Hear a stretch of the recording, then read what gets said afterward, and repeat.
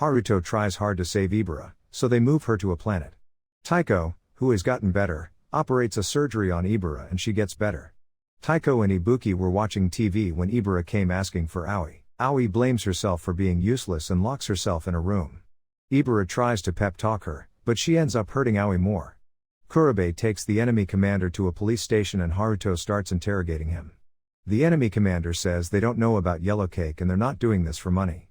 Haruto shoots him with a neurotoxin to make him talk easier. According to the commander, the 1st Division has no leader right now and every last man is probably on their way to the sarcophagus to carry out this mission. They were collecting contaminated waste at the sarcophagus to spread terror across the entire world.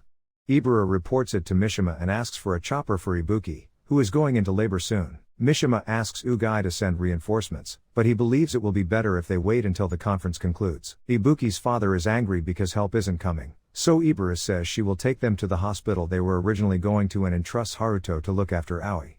Haruto tries to get in contact with 2 other cleanup crew members, but they don't answer. He also figures out that the 1st Division needs a Coprione to get inside the sarcophagus. Kurobe had to stop because of the high contamination of the area. Ibara notices the open waste barrels, so they change their direction, but they encounter another open barrel, the doing of 2 other members of the cleanup crew. One of Ozu's sisters threw a barrel at the truck to make it run away. Ozu's sisters followed the truck and attacked when Ibara confronted them, without hesitation.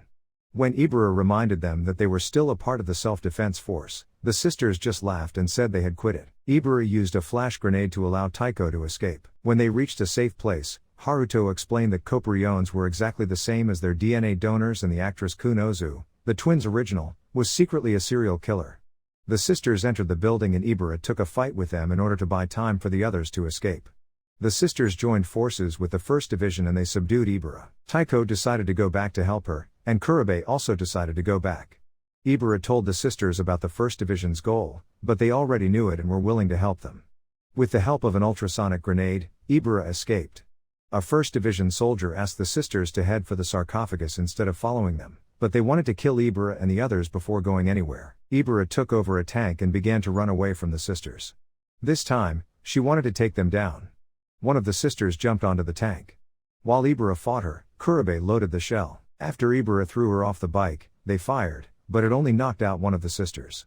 The remaining sister shot electricity at Ibara and told her she had heard Haruto and Mishima talking about how the Coppelions were meant to die like lab rats one day. In light of this information, she wanted Ibara to cooperate with her to destroy humans before they died.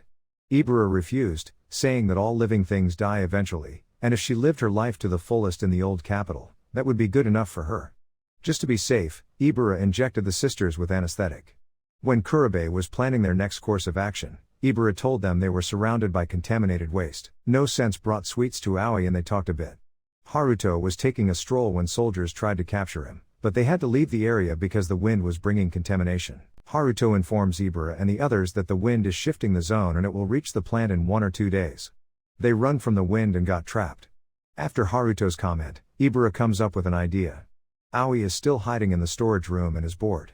Kurobe explains that they have to split into 2 groups, one will put the train back into service and the other group will act as a diversion. One of the sisters wakes up and breaks their chain, then wakes up the other one.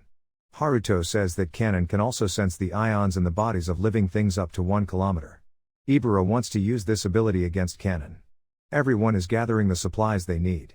Ibuki is having contractions again, and her father asks Taiko to deliver the baby. Taiko asks Ibara to help, but she has her hands full with the diversion team.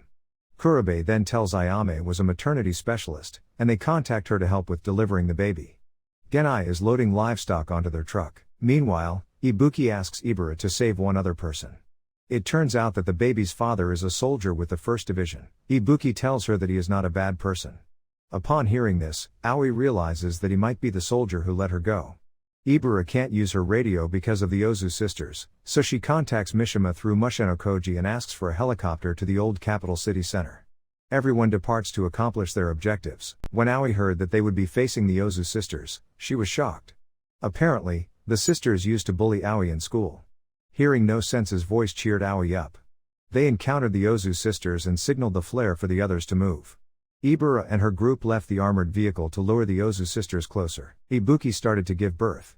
Haruto launched the bomb he had made. Cannon sensed something was off and sent her sister just in case, which resulted in an explosion. The sisters grew tired of chasing and decided to head to the sarcophagus. To attract the Ozu sisters' attention, Ibura used Aoi and No Sense. The sisters fell for the bait and searched for Aoi. While No Sense was cheering Aoi up, the Ozu sisters found them and destroyed No Sense. Aoi had enough. She gathered her courage to take them on. Shien punched Aoi, but she leapt into the air and hovered. Ibura and Haruto arrived and started shooting at Shien. Shien asked Kanon to shoot electricity, but due to her fear of water, she couldn't. Shien followed Aoi into the pond, and Ibura blew up the bridge to make a way for Aoi. Ibura came to recover No Sense, but the robot wanted to go and save Aoi. One of the 1st Division soldiers found one of the transceivers the Coprione were using. He heard about Ibuki's childbirth and started listening. Ibura figured he must be the father and came out of cover to convince him. Right at this moment, Kanon and the other soldiers arrived and took Ibura hostage to flush out Haruto, but Ibuki's husband helped them escape. Shien was reaching Aoi, but No Sense blew her up. Aoi was happy to see No Sense. The repairs were almost finished, but it seemed that there was still a problem, so Gojiro went to fix it. Ibura and Haruto, along with Ibuki's husband, were searching for Aoi, but Kanon found them first. While the 1st Division soldiers were firing at Ibura and Haruto, Aoi and No Sense arrived to help them, but the 1st Division soldiers brought a giant robot. Iron Spider fires at them. Ibura shoots it from underneath, crushing into a police building but still remaining functional. The commander of the 1st Division manages to board the spider. Aoi uses a wire gun to reach the switch and stop the spider. The Ozu sisters catch up and attack, beating Ibura and Haruto before attempting to electrocute Aoi. However, Aoi absorbs the electricity and pushes the switch. The spider fires at Aoi but she withstands the attack. With the hatch now open, Ibura shoots the spider down. Aoi saves Ibura, but they cannot find the bodies of the Ozu sisters or the white-cloaked figure. Haruto points out that the train is yet to arrive, and they suspect the maintenance team may have run into trouble. Haruto goes to check on them and finds the armored train complete, but Gojiro has yet to finish his part. Haruto rushes to the transformer substation to help Gojiro, but just as they plug in the electricity, an electrical pole falls. Haruto helps Gojiro return, but the 1st Division shots him. The white-cloaked figure explains how the people were left behind by the government. After hearing the gunshot, Kurobe arrives to rescue, then goes back to fixing the electrical pole. On their return, a contaminated wind hits Kurobe and Genai injects the ether into Kurobe. They board the train, but a damaged pole threatens to hit the train. Haruto and Commander Kunikita stabilize it, allowing the train to pass.